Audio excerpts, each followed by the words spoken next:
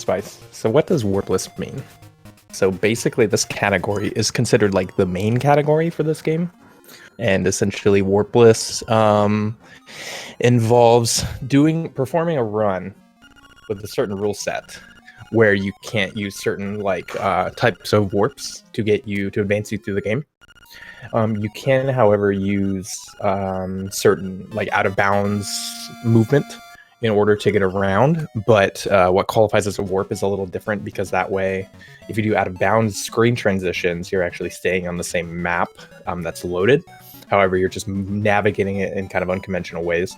So that's permitted, and that makes for some really interesting game tech.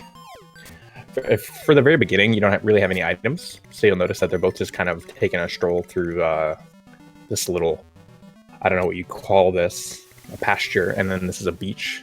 They're both going to be going to get their second item, I guess technically, which is the sword.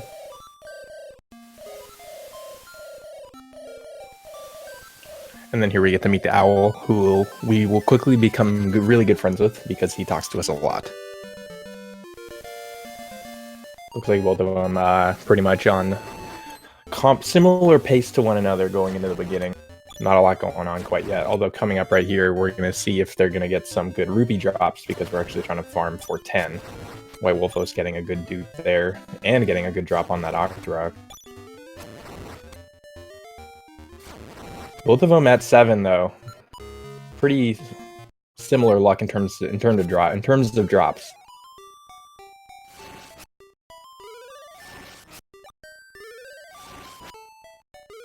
That's actually really interesting that they Mighty getting that 10th rupee though a little ahead. WhiteWolfos not far behind though, getting 2 drops right at the top of the screen there.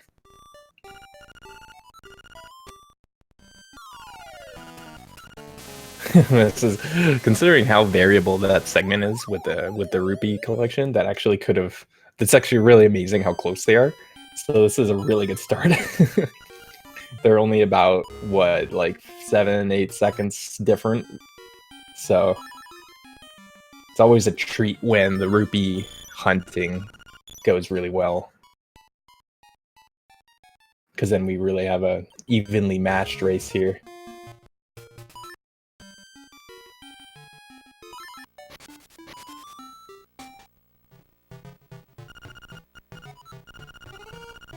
Looks like WhiteWolfos having some difficulty with collecting the bombs. The reason being is because you'll notice that WhiteWolfos checked her menu, and that was to make sure that she duped the proper amount of bombs, because this trick involves saving and quitting before it can deduct your rupee count. So that's just like a safety measure for a tournament.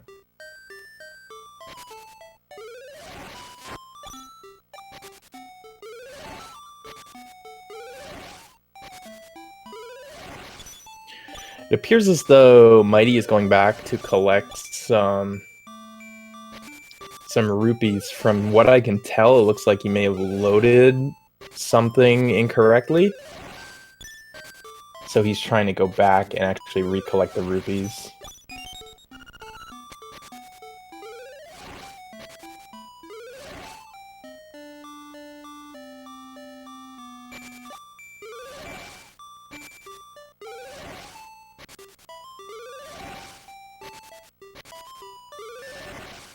It may have been because he had the rupees deducted unintentionally. But as you can see here, WhiteWolfos has navigated the little village errands that we have to do and is heading up to the woods.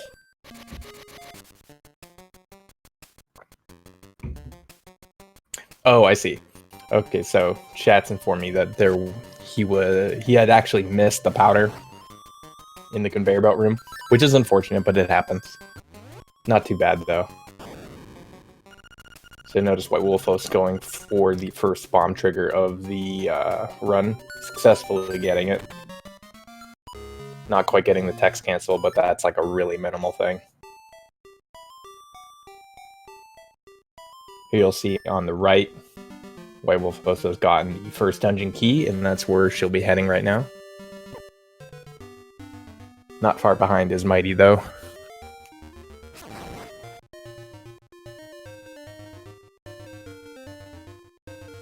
So in this first dungeon, you won't be seeing one of the more game-breaking glitches, but there's some interesting tech in here. A thing with this run is it really picks up about halfway through because of some of the items that you can acquire throughout the later dungeons. Really clean bomb trigger from Mighty. So now he's also gonna make his way to D1.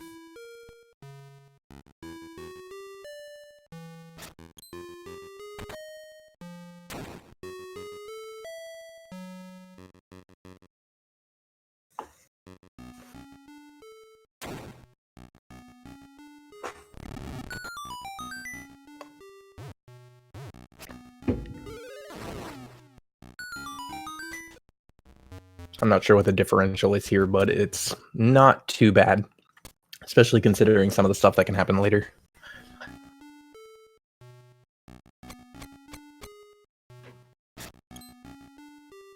Coming up soon on WhiteWolfos screen is going to be the first dungeon item, which is the Rock's Feather. This basically gives you the power of jumping.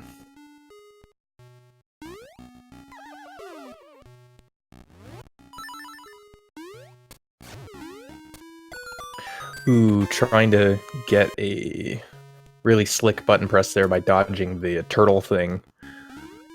Didn't quite get it though, ended up falling in the pit. Got it second try though.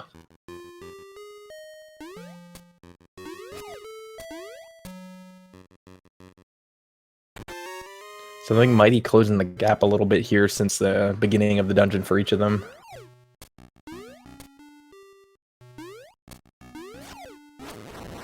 Kind of doing an interesting exo dodge there on Mighty's screen. That was kind of cool. It's not the standard. And getting a really clean button press. Rolling Bones, the first mini-boss, demolished by 2 arrows. Classic. Getting the fairy there, I noticed WhiteWolfos, some tournament safety. Never a bad idea. Let's see how Moldorm goes for Wolfos. Pretty clean, pretty straightforward fight. No trickery there on the Moldorm's part.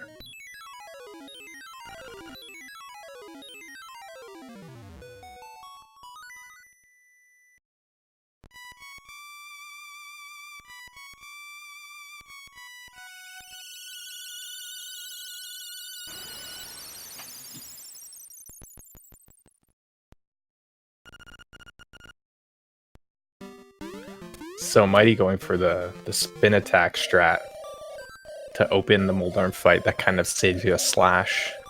And it looks like it would turn out pretty well for him. So that right there is going to close the gap a little bit as well. Mighty's not far behind.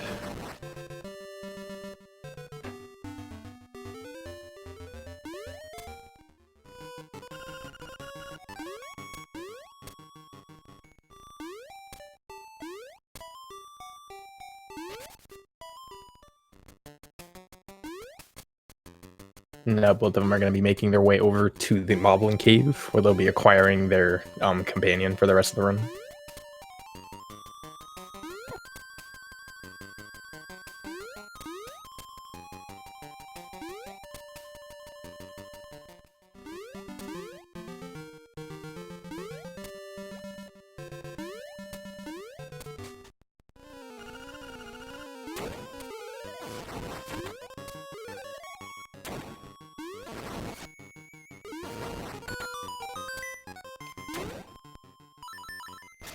So coming up is going to be this Moblin boss.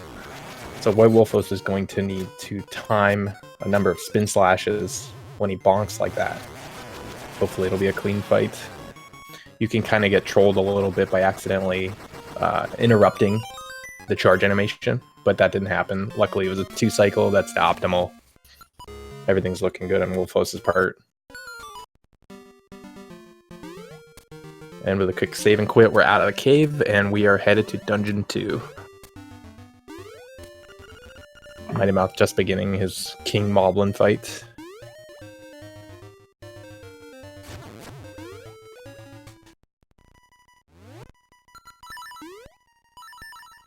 Very good, and a really quick eat from Bow Wow on the right side. entering that dungeon, you have to wait for Bao to eat one of those flowers, and sometimes it can take like super long. But luckily, that was Bao was pretty cooperative, so.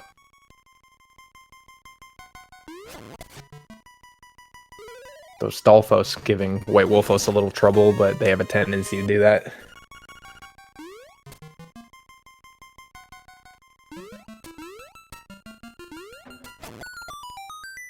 Bao played fairly nice for both runners. WhiteWolfos being careful not to pick up that powder there because she intentionally ditched it entering the dungeon in favor of another item later on.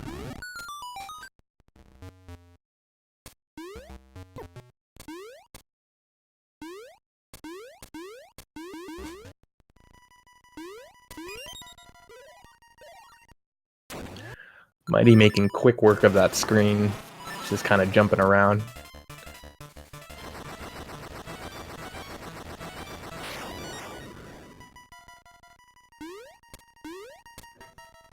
You'll notice a trend in this game where a lot of the mini-bosses require only a couple arrows to defeat. Just because of the sheer damage it provides.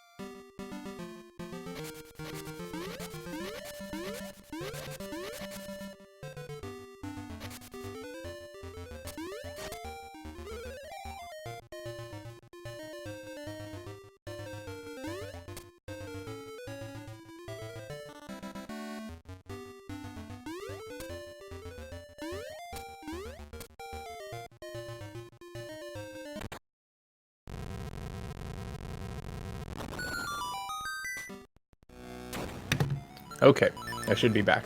I think my internet failed me for a moment. But anyways, so looks like both runners have successfully opened Dungeon 3. WhiteWolfos making their way through the first couple rooms here. So the gap has closed a little bit since Dungeon 1.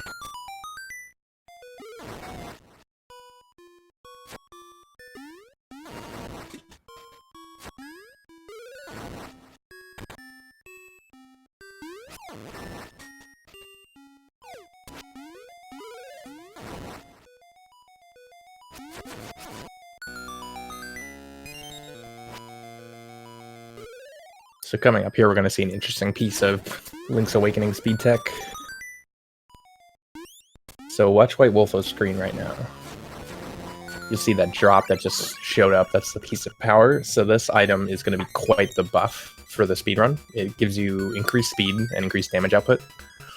Mighty getting the same drop, fortunately, except this time a little early in the room prior than what he expected, I think optimally.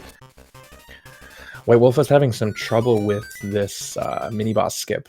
She's trying to get a super jump over that wall, just like that. It can be tricky. The timing is pretty tight, and actually with that, that was a lead change following that mini boss fight. So it looks like Mighty pulling ahead just a little bit. Well, no, they're pretty close. It's you know, they're sharing the same screen.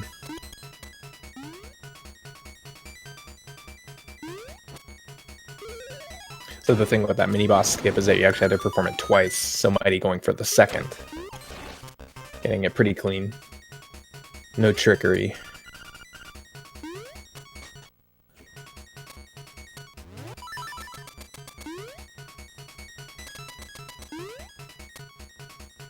So yeah, as you can tell, the gap has closed a little bit. Looks like Wolfos still struggling with this skip, although getting it right there. I wasn't sure what try that was, but...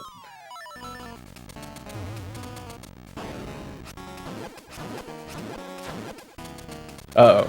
Wolfos getting clipped into the brick. That's actually really unfortunate, because as far as I know, I don't know if there's a way to get out of that other than just continually taking damage and having to start from the beginning of the dungeon, which is exactly what happens. So I think right now WhiteWolfos is going to have to do some backtracking in order to get back to the dungeon room, or the boss room.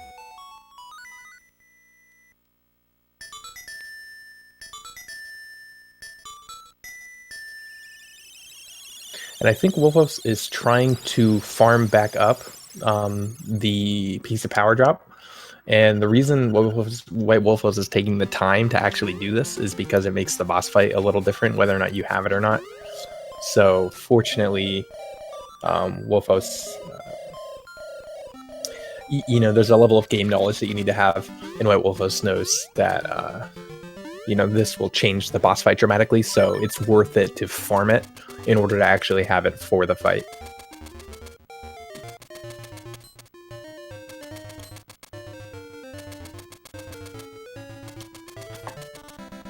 Getting a really, really clean mini-boss skip there. And in the meantime, Mighty is making his way over to the Walrus, which is kind of one of the gatekeepers for Dungeon 4.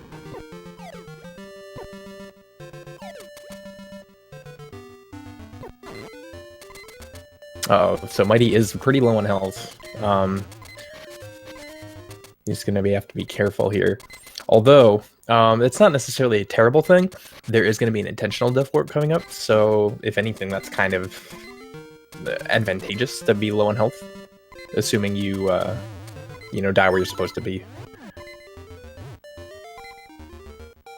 Not quite getting the Walrus skip the first attempt. This trick is really input precise. It involves getting a certain bomb trigger with a certain XY position on Link so that he can actually screen transition at the right time. So it looks kind of funny to see Mighty doing all this kind of weird little inputs and maneuvers, but it's all very intentional and very specific movement, because Mighty needs to do a lot of proper like screen transitions and timing at the appropriate moment, or else the Walrus actually won't despawn properly. So there's a lot of tech going on in the span of like a few seconds.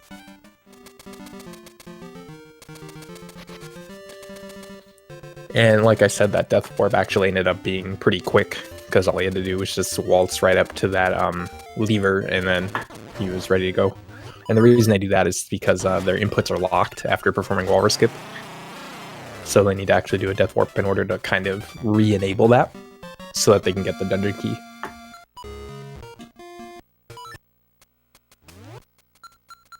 Something I haven't mentioned is this trick known as ICS, which they actually had the opportunity to do for a couple dungeons, I think, when my audio was kind of out. they might have gotten it. But there's a trick at the end of every dungeon where you can save and quit out of the animation of you picking up the instrument and playing the song if you time a pause menu correctly. It looks like WolfPost did get it for Dungeon 3, and that saves about, I want to say 15 seconds per song. It's pretty big. It's a big deal for this game, but it's frame perfect, so it's really, really tricky. But that trick alone could, like, mean, you know, like the run, just considering how much of a gap it can make.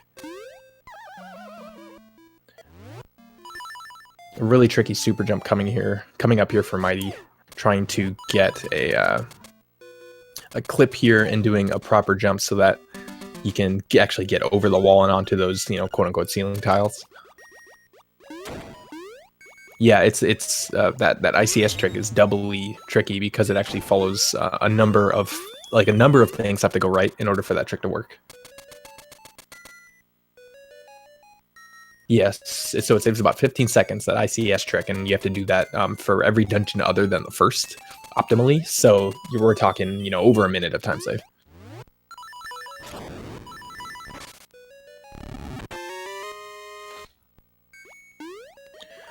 So WolfPost successfully doing the walrus and getting the dungeon key, so she's just going to be making her way over to Dungeon 4 now.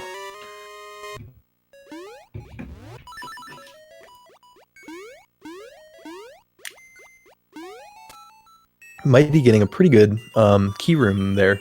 The room with that chest, and it can be pretty tricky because you have to time a Pegasus boot jump past this breakable block, and it's really easy to bonk on that, so that was pretty clean.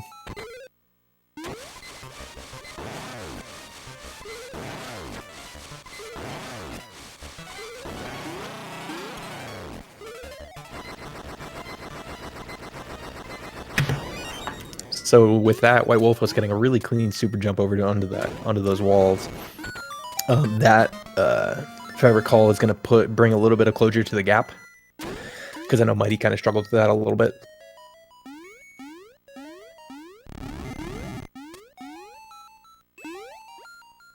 This dungeon is a little more straightforward than the other ones. There's a little bit of tech, but a lot of it is just it's just a lot of screen transitions, a lot of movement, a lot of getting keys that are kind of spread around. The dungeon item in this level is going to be the flippers, which we saw Mighty pick up. And that's actually going to let us swim, so it's going to open up a little bit of the overworld for us. Mighty having a little bit of trouble with the super jump. A property that the sword has is that it can actually clink on stuff, and when it clinks against like enemies and, you know, certain types of enemies, it can actually push Link, and it causes him to get pushed far enough to get onto that ledge. And that was the last thing between Mighty and the dungeon boss, so we'll see him fight the Angler now. Not quite getting the fast fall. Still getting off that spin slash with 2 bombs, and that'll effectively defeat the D4 Angler boss. Here's another opportunity to go for ICS for Mighty. So on the left side of the screen here. Looks like he got it. So you see that when he does the pause right at the same moment when he lands, he can actually save and quit right out of that animation, so that alone is going to save him 15 seconds. So we'll have to see if WolfPost gets that.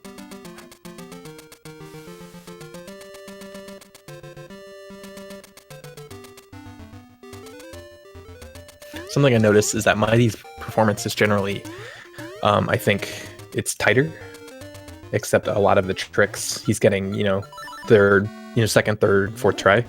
Whereas WolfPost is making quick work of a lot of these really precise super jumps.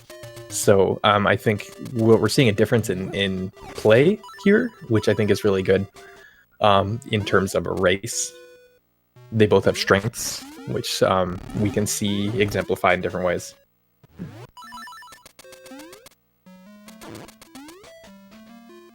We'll see if WolfPost gets the ICS. Oh, it looks like she did get it. Second try, though, that was pretty clutch. The first pause is a little early, and then the second one was perfect, so that's very cool. The gap remains the same in that respect. I think WolfPost actually has one more ICS so far than Mighty does.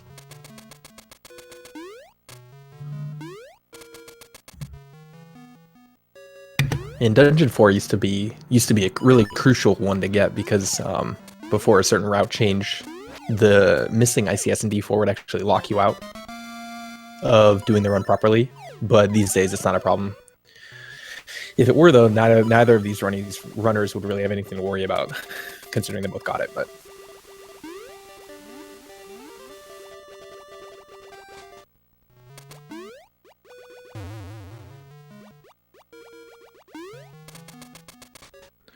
I didn't really bring it up, but Mighty had just finished doing Rooster Skip, which we're gonna see Wolfos go for here. Rooster Skip is it's different between Link's Awakening and DX, but that's mostly because of a rule set thing, not so much a tech thing. You can actually use those like quote-unquote ceiling tiles in order to just cut the corner and skip having to go over the pit to get the bird key, which we'll see Wolfos perform here. This is not considered legal in the DX main category rule set, but that's kind of something that sets them apart. Runners wanted to be able to perform maybe a different catalog of tricks between the two games, and I think it actually makes this one really interesting when you can perform these types of things. And it's a very fast-paced run, so.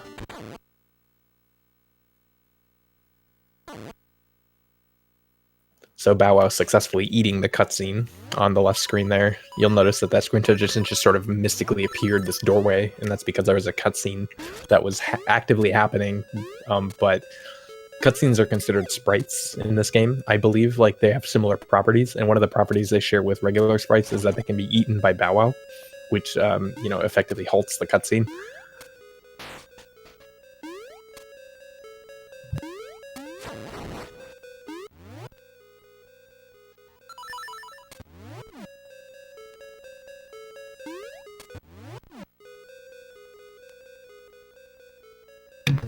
Dungeon 7 is one of the more difficult ones.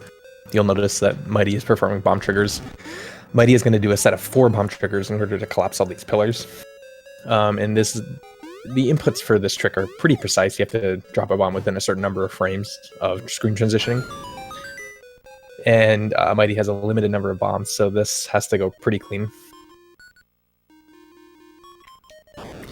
Having no trouble with those pillars whatsoever.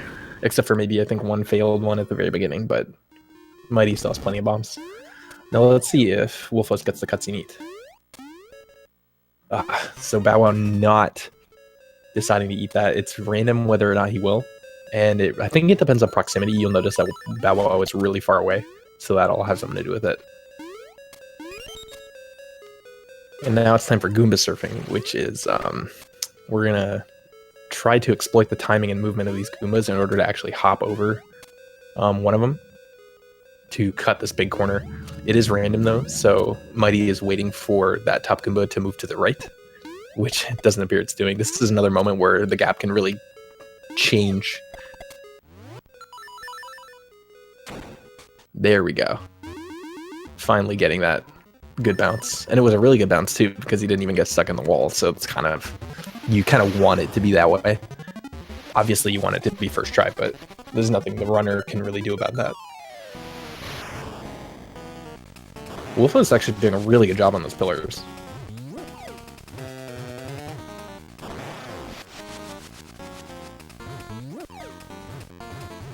Now this boss fight is kind of just timing. You want to make sure that the bomb explodes as the bird flies by. So it's just a matter of dropping him at the right time, which Mighty had no problem with.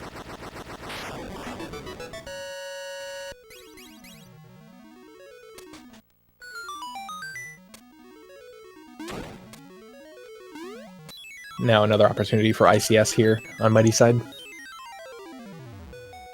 Not quite getting it, unfortunately, so if Wolfos gets it, that could be a 15-second lead gain on her part.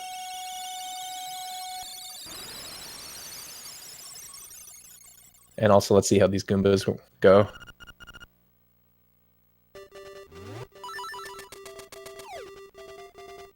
Oh, so getting the good Goomba movement, but not quite getting that super jump.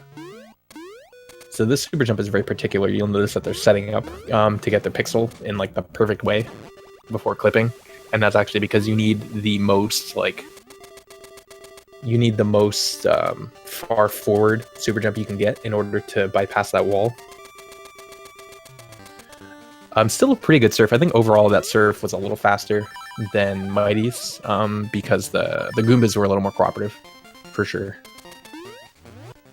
Mighty having to perform a series of jumps now involving the mushroom. So the thing with the mushroom that I didn't really mention was that you can actually do pit walking with this, because when you open it up, it'll open up the dialogue for the mushroom. Link falls, you know, quote unquote, all the way into the pit, but his sprite is still considered on the screen.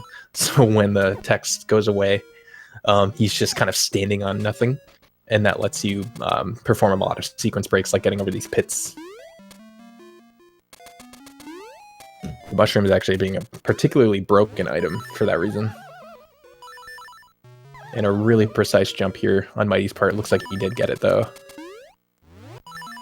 Ooh. Link wasn't facing the right direction, though, so he had to reset that.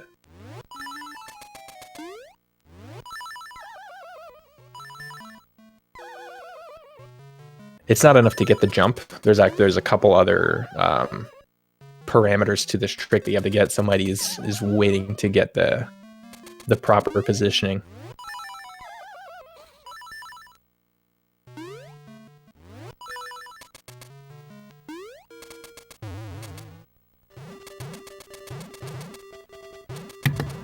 Mighty finally getting that pitch jump. It's not uncommon for that scenario to happen, though, where you just keep going for it and not quite getting it, because it's a really precise trick, because when you're standing on the pit, like even like a frame's worth of movement will kind of recalculate Link's position, and the game will say, oh, you're on a pit, so you should fall. So the moment you move, you tumble down the pit, and Mighty was trying to get it in such a precise way where he can actually jump with, you know, towards the ledge without falling.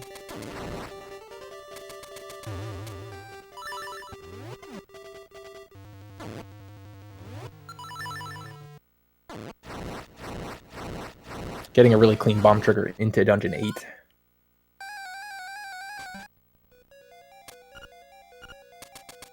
Wolfos going for the same pit jump.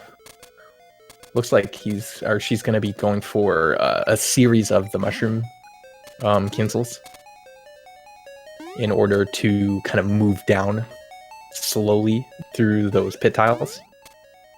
And going for a different setup here, where actually WhiteWolfos stores the boots with the shovel, and that was a really clean pit walk. I don't know what you'd call that trick. That strat is actually really convenient. It's really good for marathons too, because it's really safe. And that's actually going to effectively close the gap pretty well, because Wolfos making quick work of that trick. And that's like what I was mentioning earlier, is that a lot of these tricks that are like, you know, you gain or lose a lot of time, WhiteWolfos is getting these like really fast. And that's really good, because apart from that, the natural skill level of the runners is going to vary a little bit. So getting these tricks first try is going to help WhiteWolfos with that gap. So here's something funny. Here's another difference in rule sets between DX and the original Link's Awakening. Whereas before, in DX, you have to fight Blino, which is this like boxing mouse thing. As opposed to this game, you can actually perform a super jump to get over this wall, and then just outright skip it. This is possible both in DX and the original, except we just don't do it in the main categories for DX.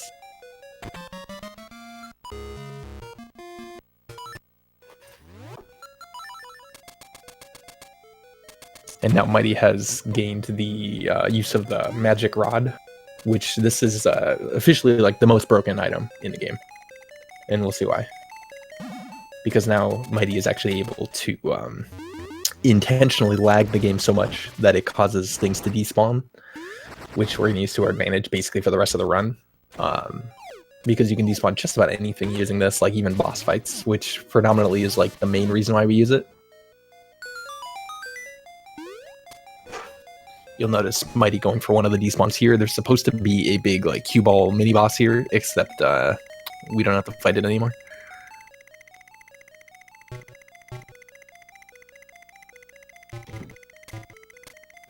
Very high intensity puzzle section here. You'll notice that Mighty can actually jump while that pit eater is moving, making for some optimal movement tech. So Mighty is actually going to exploit the fact that that boss will respawn in order to make it screen wrap him down, effectively giving him the level 2 brace in that like out of bounds chest.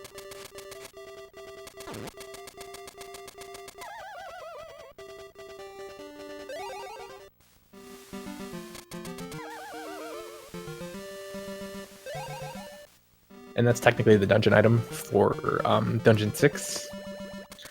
But we can actually get it a little early, not in Dungeon 6 by doing some like tricky movement. You'll notice that Mighty did not actually defeat the boss in Dungeon 8. We're going to save that for a little later. He's going to exploit the fact that there is a warp portal at the top of that dungeon in order to go and do some other game progression first. Something that's unique to Link's Awakening is that there is a lot of lag in the original Game Boy. And especially in this game, when there are certain sections where there's just a lot of stuff going on the screen, you'll notice that it'll slow down quite a bit. Specifically in this Armos maze that he's going into right now is probably the laggiest place in the game. Just like he's dashing and he's like walking normal speed.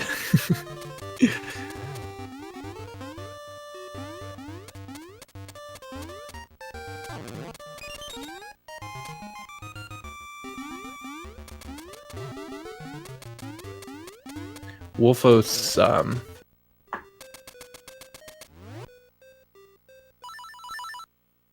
making I believe Wolfos got the magic rod, so he's gonna be going over. She's gonna be going over to the boss key room as well. While Mighty is making quick work of the phase key mini boss. The magic rod also has compounded use because not only does it let you despawn, but it also has a really high damage output, so you can use it to stun lock and effectively just, you know, plow through like mini bosses and stuff like that. I think I noticed that so WhiteWolfos actually had to do a little bit of backtracking, I think, in order to grab that L2 brace, which he's back on track now, making our way up to the top portal. Actually, so we're going to see a route difference here. So I think the reason for this is because WhiteWolfos is going to be going for a different loadout going into the final boss. So she's going to actually finish Dungeon 8 right now. So we're seeing a bit of a deviation here between the two runners, which is really interesting to see. And I think it's because it's sort of like there's different routes depending on what kind of stuff you're going for. Mighty is going to be foregoing the powder in the final boss, I believe, judging from his movement, whereas Wolfos is going to be taking a route that uses the powder in the final boss in order to make it more consistent, but loses about 30 seconds. So it's just an example of one of the ways that the choices you make could make or break it, because if Mighty has a really good blob fight, then it could mean that Mighty capitalized on that 30-second routing difference as opposed to Wolfos, but it could easily go the other way. So we'll see. Wolfos not quite getting the ICS on Dungeon 8, which we haven't seen Mighty attempt yet, so... This game is filled with really tricky pit jumps, as you'll see Mighty just performed. Especially in the late game, too.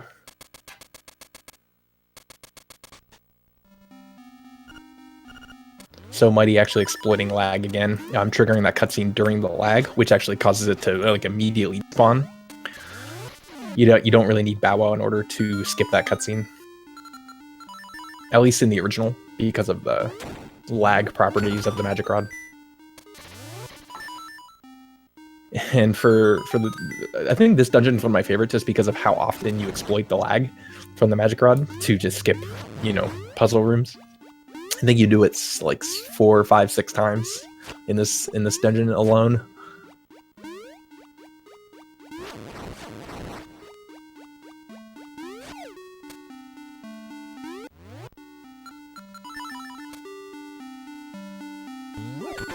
Yeah, lag really is a runner's best friend in this game, ironically. Lag is the reason why this run can be so fast.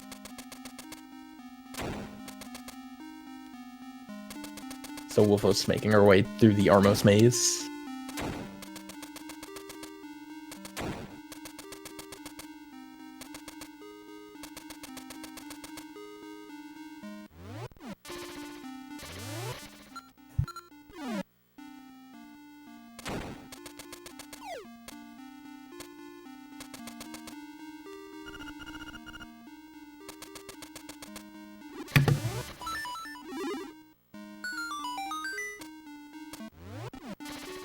So the Dungeon 6 boss is a big face on the floor that you have to drop bombs into, but we're not going to see it because, for the reason that you probably have guessed, which is we're going to despawn it.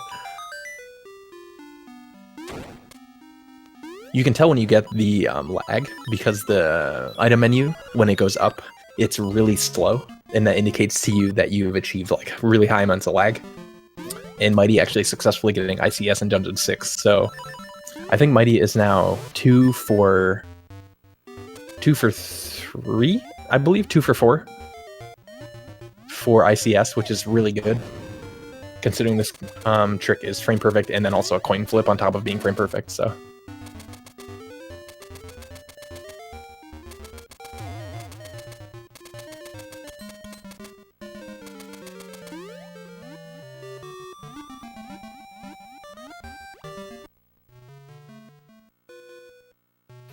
the dungeon route in this game is pretty all over the place.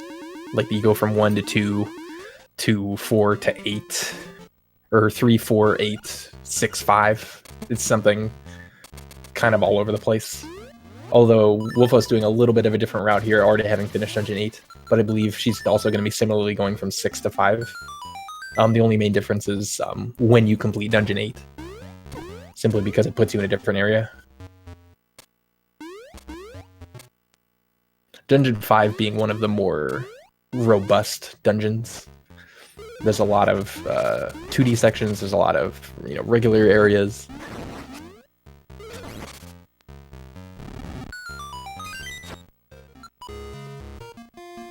So I see Wolfos is going for a more traditional form of cutscene skip there, where she uses the Bow Wow. It didn't quite eat it though, unfortunately. So I don't know if that applies in the original, but as far as from what I understand, Bow Wow can eat the cutscene in the same way that he does in DX.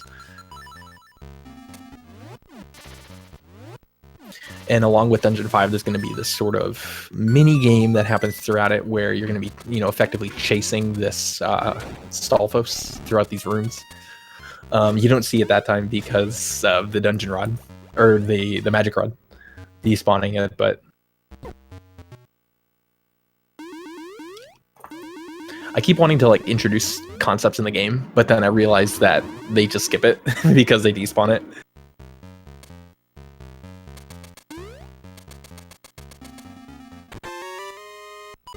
This jump here, which Mighty got first try, which is actually pretty incredible. That's a really, really precise pit jump in order to get the dungeon key, or the boss key. So that was actually really good.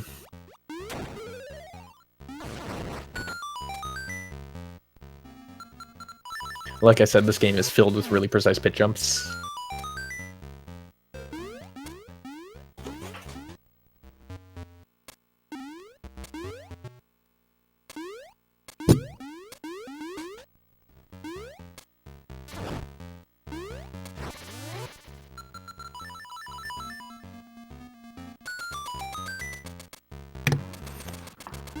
Yeah, and Mighty actually goes for a certain setup using a certain pixel. You can also bonk off the wall to get the right setup, but it's kind of runner's preference. Dang, Mighty's just nailing these pit jumps. This is really good. This has been a good D5. Wolfos making our way up to the Dungeon 6 boss here. I think opting to go for a fairy first, just to be safe. It's never a bad idea in a marathon. Oh, and a really quick despawn. Mighty not getting the ICS there, but let's see what Wolfos does. Ooh, not quite. Okay, so that's one. I think Mighty is 1 ICS ahead. So just using that alone, it's going to be about 15 seconds gained net over the whole run for Mighty. So you have to account for that.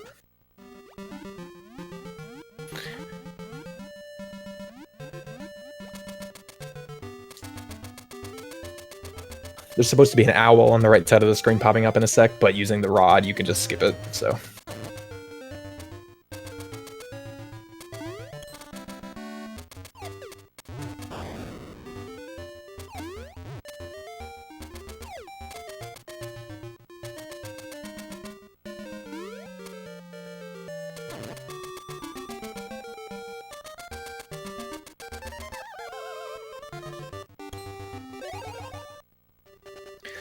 Now Mighty's going to be taking advantage of these portals that he activated at a later time in the game in order to backtrack back to Dungeon 8. And I believe this is Mighty's almost finished. Mighty's still got a couple dungeons left to complete, but doing some cleanup here now, basically, until the final boss. Because you can skip the dungeons temporarily in order to do more like overworld stuff, but you need all the instruments to actually open the final level, so ultimately you do have to go through and complete collect every instrument and everything. Having some trouble with the super jump, though. This one's rather precise. You have to do kind of a short hop in order to get onto that wall, which Mighty had some trouble with, but actually got it first try, I believe, without falling in the lava. So, in terms of falling in lava, it was first try.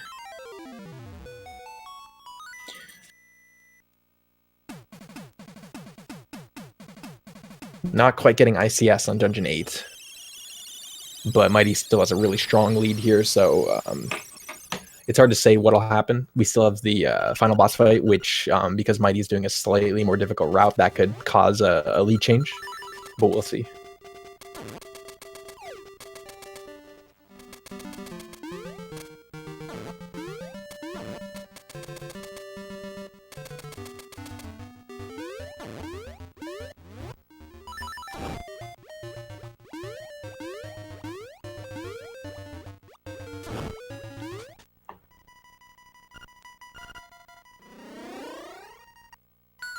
And now we'll see Mighty completing Dungeon 2, which we kind of left hanging there since the very beginning of the run.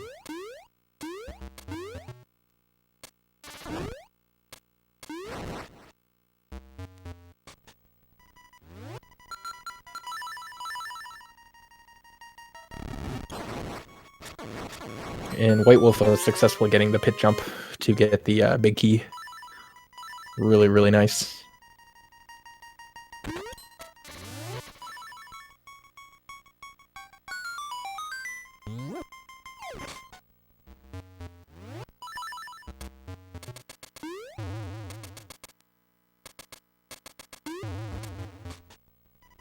A little bit of a cute sequence break here in this 2D section with the boots. You can actually exploit the fact that you get a kind of a bounce in order to get up on those high ledges. And yet another boss despawn on the left side. And that's another successful ICS on Mighty's part.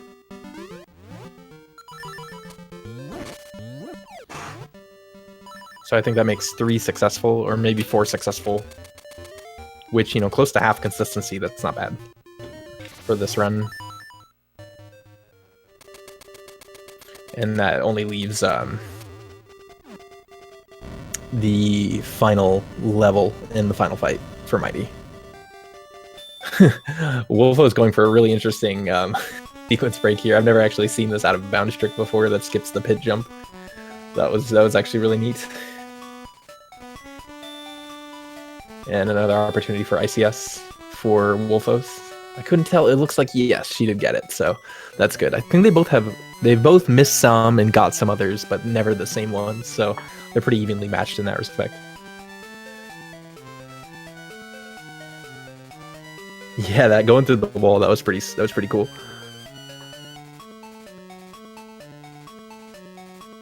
Now you'll notice, so it looks like Wolfos is really, really far behind, but you have to account for the fact that Wolfos has already completed Dungeon 8.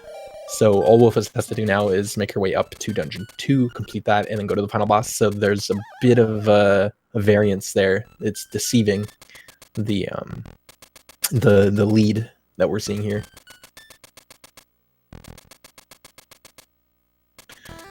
And every good Link's Awakening runner knows the final boss, or the final dungeon pattern here.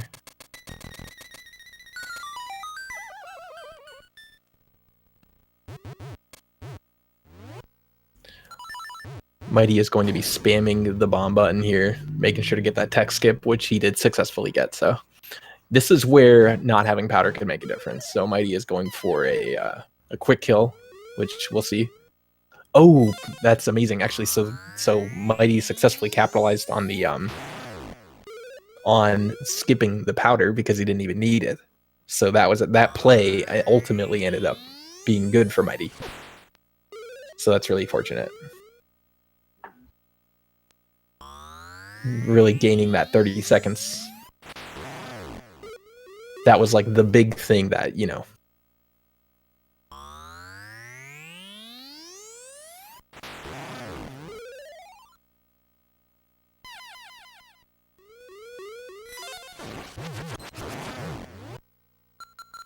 And a really, really good Aghanim fight on top of that. So, although Mighty did lose control of the Moldorm, but I don't think that's going to mean too much in terms of the race. It's just a really small time loss. Meanwhile, Wolfos is going through Dungeon 2, which is the final dungeon for her. And then she'll be making her way up to the final boss. So keeping that fight in control, jumping around, making sure that Moldorm dies. Mighty's got this. Kind of tanking some bad hits here. Mighty is going to need to keep an eye on that health, though. Running a little low. Should be enough for that final phase.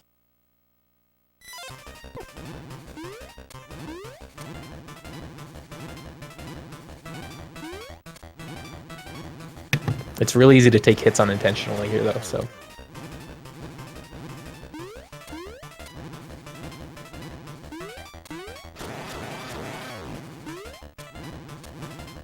It's worth mentioning that Mighty has been a long-time member of the Link's Awakening and 2D Zelda community, though, so Mighty really has those fundamentals down, is getting all those 4 hits on Deathel. This is actually a really clean fight overall. Having no trouble there. I think getting 1 extra cycle, but Deathel was really fast, so that's going to be GG for Mighty. I think this is going to be somewhere in the ballpark of like a 52, 40, 46, 47.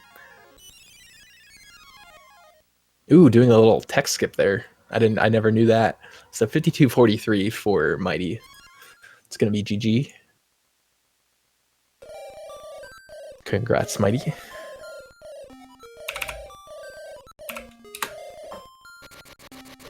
And now we'll see, not too far behind is Wolfos coming up on the final dungeon. I can't tell if this can PB, because I know I think Wolfos' PB is a 56. With 3 minutes to spare, I think this will be close.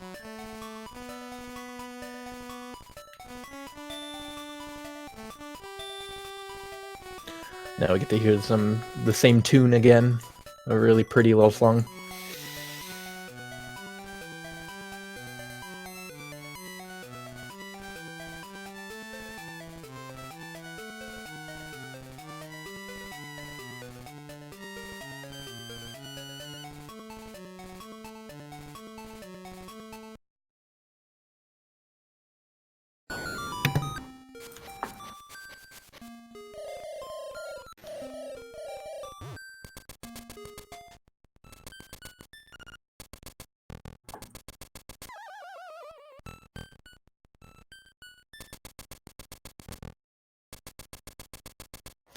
Spoiler alert.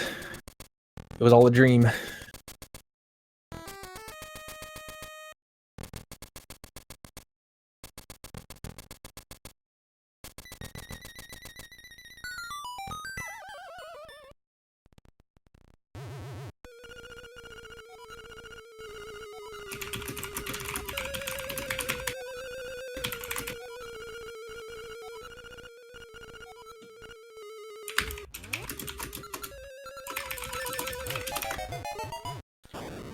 So Wolfos not quite getting the tech skip there.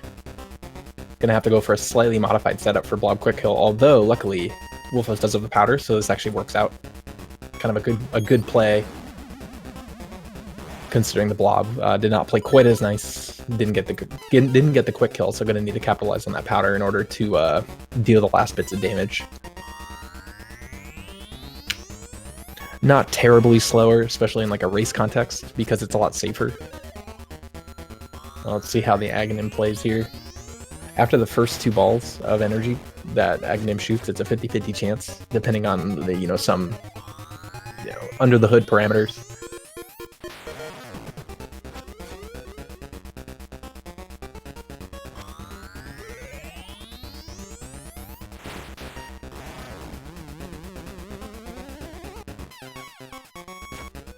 Okay, really good Aghanim fight. That was pretty much exactly what you'd want.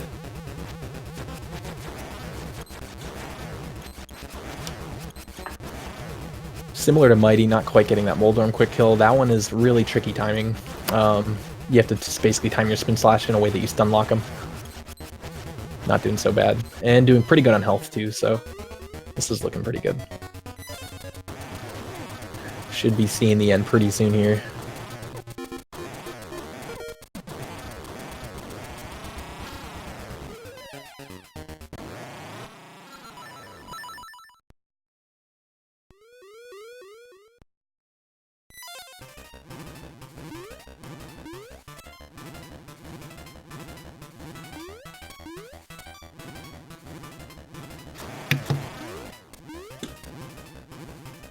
We're seeing that beautiful 30 frame per second credits on Mighty's side, where every other gets to give it sort of like when you're seeing it at 60 hertz, it kind of has this like transparent effect. But when you see it when it's the frame rate's reduced, it looks just kind of nonsensical.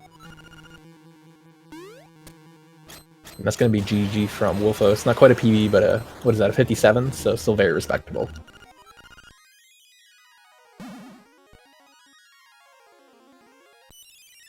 So it's going to be a GG.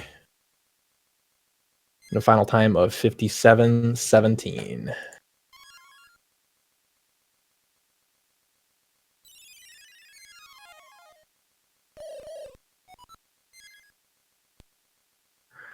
So yeah, big congrats to both runners. Very good runs.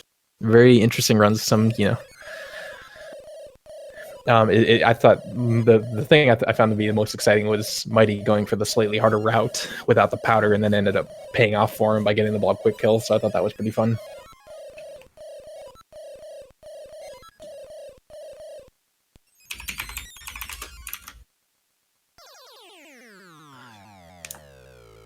I don't know if we're able to get runners into the chat or for foregoing that for this tournament.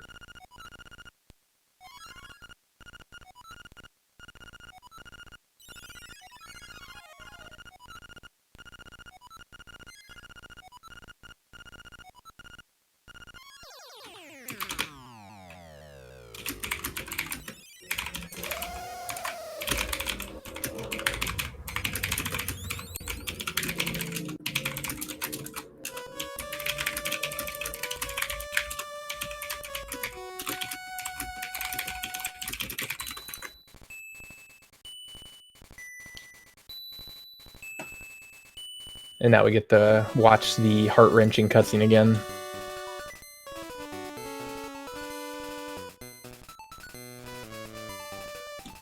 But yeah, just want to thank everyone for tuning in for this race very early in the morning, but still very good. And congrats to both runners, Mighty and Wolfos.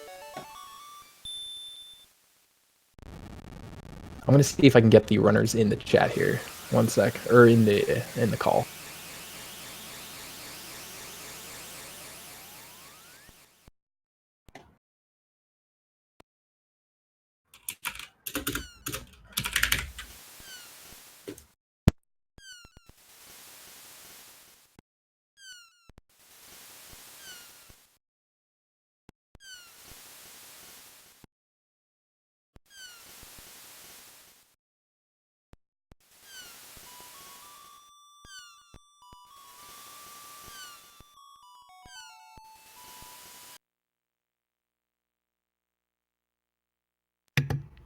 Oh, my mic is off. Hello, WhiteWolfos. Looks like we have one of the runners. Hello. Hello, GG on the 57. Yeah, that was definitely not my best run. There was something I didn't catch. I wasn't sure if happened, but in Dungeon 8, did you end up getting the screen wrap messed up, or I noticed that you had to go back to the big key room, or am I wrong? Yeah, so what happened was that I accidentally brought up the save and quit menu twice, and then I saved. And beginning of the Oh, I dungeon see. before I got the bracelet, so I had to go back and do that. I see. Okay. Yeah, that's tricky. Like when you do so many of these save and quits, it's easy to accidentally just do the extra input and save and quit. Yeah, it's like instinct. You see a save and quit menu up, and you're like, "Oh, gotta save and quit." Yeah, because sometimes you do and sometimes you don't. So it's like cross wires there Yeah. for sure. And I see that we have Mighty. Mighty. Congrats. Oh, thank you. That Yeah, was a fun time. Yeah, I thought it was really exciting. My heart was beating when you got to the final boss, and then you go for the blob quick kill, and I was like, oh my god, this could make or break it. The blood quick kills like 100% now. Oh, is it? Yeah. Yeah. Oh well, I'm behind. Manipulation. If you get the text skip, then there's a thing you can do to get it 100% consistent. That text is skip, then it's still that 50-50, which is why I went out of the see. way to get the powder, because I just cannot do that text skip for some reason. Oh, see, the way I do the text skip is I just run my finger across A and B, and usually I get it. Sometimes I don't. It may have to do with the fact that I'm playing on keyboard, so maybe it's just not great for mashing. I don't know. Oh, do you use keyboard when you do the run? Yeah. I used to do that, and I had the same problem. I used to have to pick up my keyboard off of my table and like clench my arms in like a really weird way and like mash the button. It was super awkward. Yeah, the mashing is because for chat, if they don't know, basically they're performing a bomb trigger, which means that they have to drop the bomb at like a certain frame. So the best way to do that is to just mash the button during the screen transition. I think you have like 2 or 3 frames to do it. Yeah, and even with the controller, I'm not great with mashing, so. Yeah, all of those vibrate hands things, no. Yeah, where you like No. just like shake your entire upper body. I can't. I'll just move my finger across the button. Yeah, you can do that thing where you kind of like rake your hand. Yeah. I usually have coffee before I do runs, so I'm basically vibrating anyways. So, Having a snack. Some crunching. I forgot to mute my mic. I'm eating Cheerios. Very nice. Anyways, I think that's gonna wrap up this race, this early morning race. So thank you again to Wolfos and Mighty for participating and for providing really entertaining runs.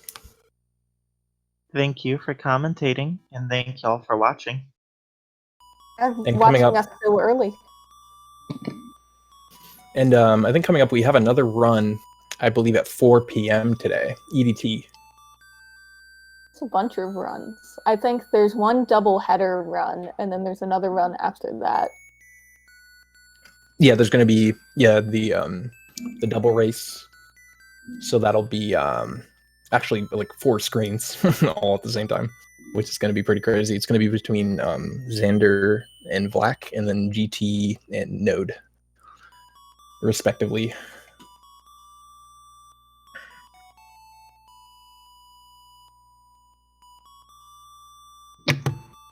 Sounds like a fun time. Yep, it's going to be very, very good. And I'm going to sign off. So thank you for watching, everyone, and have a good day. Bye. Guys.